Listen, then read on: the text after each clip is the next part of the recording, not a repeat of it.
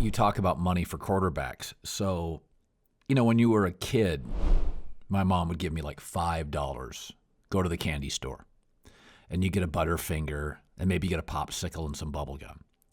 But sometimes members of the media treat the NFL like your mom gave you $100 and that you can have everything. You can pay top dollar for a receiver and a corner and a quarterback, and it doesn't work that way.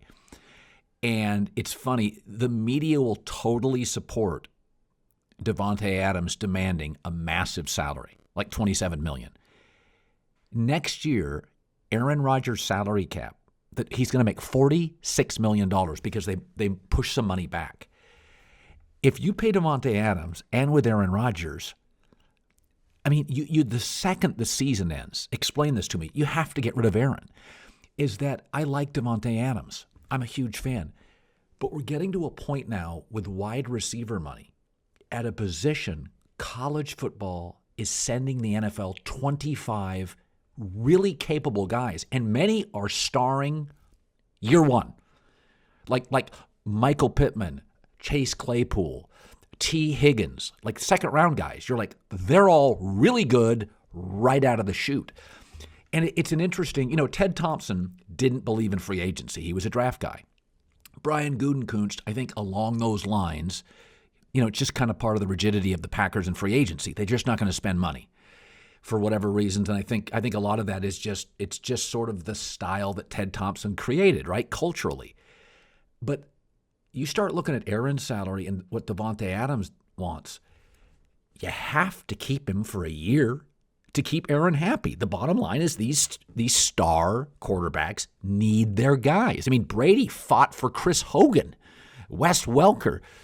But I look at, let's first talk about Aaron and his deal. Basically, the Packers didn't really lose anything. They lost a year off the deal, but they're going to get rid of him in 2 years anyway. So I didn't see it as a huge gain other than a little money for Aaron Rodgers. How did you view the whole thing? Well, if it goes really well, and one thing he talked about was how desperately he wanted to be included in things. So let's just get best case scenario. They were able to kind of have middle ground professionally, Gutekunst and Aaron. And they're like, we have another great season. I win another MVP, and I want to stay here with my guy Davante. Well, one thing we know about Aaron is he's not taking any discounts. So what's that contract right away? 140 guaranteed over 4 years or whatever. So you would invest, let's say he'd be open to that, right, after this season doing some enormous extension. Well, then also Davante, you wouldn't keep Aaron without keeping Davante. So you'd be into two guys probably guaranteeing a combined. Amari got $60 million 2 years ago. Davante would probably want 75. So you'd be into 130, 140, and 75 in Davante. Think two guys. Yep. Now they are, Davante's they're the best at their position, but your margin for error immediately you're getting rid of Zadarius Smith and you start trimming off the top. That's so right.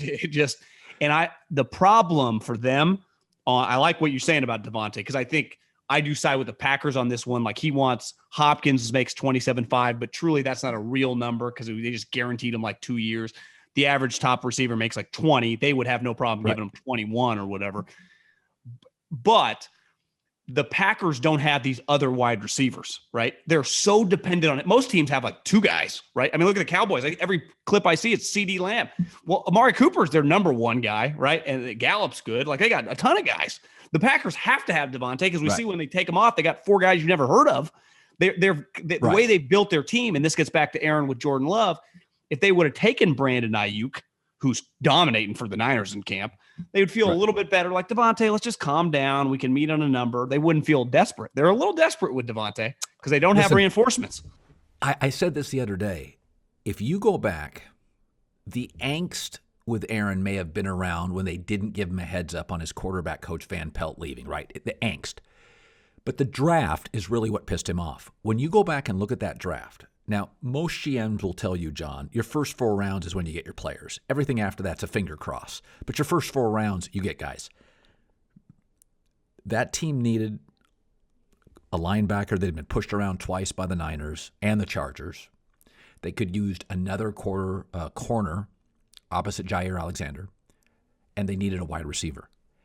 They not only moved up to get Jordan Love, which took away their 4th round pick. They went and got a power running back in the 2nd round they didn't need, and a blocking tight end in the 3rd. Jesus, it is a an egregiously bad draft. If they had gone, and then remember, John, that draft had 35 receivers. People talked about it being the best receiver draft. They didn't draft one. That draft is so bad. Well, I think the problem is any boss in any industry takes calculated risks. I mean, most humans do. You took a calculated risk when you left your old company. What you're doing now, that was a calculated risk. There was risk involved. It's gone really well, but it was risk. They could have gone poorly. They made a calculated risk. They shorted Aaron Rodgers. They thought he was trending the wrong way. And honestly, I don't even necessarily disagree with them. They made the wrong bet, though. They shorted a player that won the MVP who's clearly trended right back, tailor-made, the best player this offense has had since better than that version of Elway at the end with Shanahan, right? He was old. This is the best player that's ever been in the Shanahan offense. And we saw it was unstoppable. I had a friend in the league who's been in the league, I think like 13, 14 years. I said last year, and he was in the division last year. I said, was that the best player you've ever scouted? He said, yeah, it'd be on the top 2 or 3 players, right? Khalil Mack, 2015, maybe a Julio, just pure season. Because in this offense, Aaron with the Packers, Aaron with the Packers, with LaFleur, 2020, his MVP. Because in this offense, with that talent, it's not a fair fight. I mean, we've seen Kyle and McVay with Goff and Jimmy have success. It's not. So now Aaron's got all the juice back, and they're in this position where you notice Gutekunst kept saying, like, we got to meet in the middle. We got to meet in the middle. Like, Brian, I get why you would think that internally, because you laid this out, and I was thinking about this. Like, Aaron wouldn't have been right on all his decisions. Right. He was very emotional with Charles Woodson and Jordy Nelson, but the NBA GMs are good at this. They just swallow their pride and they just give it all to the player publicly. And the Packers struggle with that because that is not their MO. That's not how they've been trained. Well, the game has changed a little bit. And if you don't, he's going to make this more and more uncomfortable for you. And I honestly, without Aaron Rodgers, LaFleur, who's proven to be a really good coach, and Gutekunst's pretty good GM too, their careers would be in trouble. Moving forward, if they trade him and then Jordan Love's bad, like it could derail their careers. These are young guys that could have a long career in this business. It could change immediately. So they got to figure this out in the next 6 months.